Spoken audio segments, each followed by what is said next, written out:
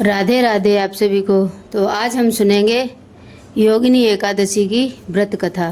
तो सबसे पहले हमने हाथ में तुलसी का दल रखना है और थोड़े से तिल। तो ये हाथ में लेके हम कथा सुनेंगे। तो चलिए सुनते हैं। बोलो एकादशी माता की जय।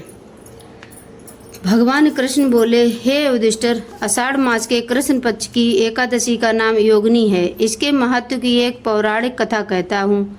अलकापुरी में शंकर के भक्त कुबेर जी रहते थे। पूजा के लिए हेममाली पुष्प लाया करता था। उसकी स्त्री अति सुंदर थी। नाम उसका विशालाक्षी था। हेममाली एक दिन मानसरोवर से पुष्प तोड़कर घर लाया। पत्नी की छवि देखकर कामातुर हो गया। पूजा के फल भूल गए। कुबेर भंडारी रास्ता देखते रह गए और माली के घर कोक शास्त्र की क्रीड़ाएं होने लगीं। यक्ष पति कुबेर ने गुप्त यक्षों को भेजा। वह उसके कुकर्मों को देख गए और उस महाअंधे ने उनको ना देखा। कुबेर ने माली को बुलाकर कहा, अरे महापापी नीच, तूने मेरे पूज्य वर जी का तिरस्कार किया। इस कारण श्राप देता हूँ, तू स्त्री के वियोग से दुख भोगेगा, मृतलोक में जाकर कोढ़ी होगा। कुबेर के श्राप से वह माली पृथ्वी पर गिराया गया। स्त्री का वियोग हो गया। कोढ़ी बनकर कष्ट पाने लगा। शरीर से तो दुर्गंध आती थी, परंतु अंतःकरण उसका दर्पण के समान शुद्ध था। शंकर भक्ति के प्रभाव से उसे पिछले जन्म की स्मृति थी।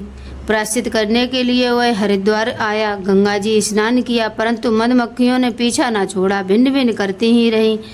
अंत में पतित पावनी देवभूमि उत्तराखंड में चला गया।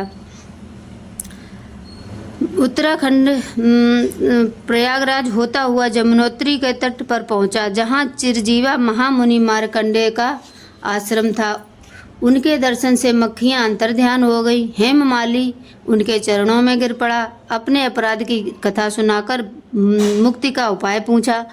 मार्कंडेय मुनि बोले, आप आषाढ़ मास के कृष्ण पक्ष की एकादशी का व्रत विधि सहित करो, समस्त पापों का नाश हो जाएगा। अतः हेममाली ने मुनि की शिक्षा से योगिनी एकादशी का व्रत किया। उसके प्रभाव से अपने दिव्य स्वरूप को प्राप्त हुआ। जो फल 88,000 ऋषियों को भोजन कराने से मिलता है, वह इस महत्व को सुनने से मिलता है। फलाहार इस दिन मिश्री का सागार लेना चाहिए। तो बोलो एकादशी माता की जय। और जो आपने हाथ में तुलसी दल और तिल लिए हैं, वो भगवान को अर्पण कर दो। उसके बाद हम करेंगे आरती।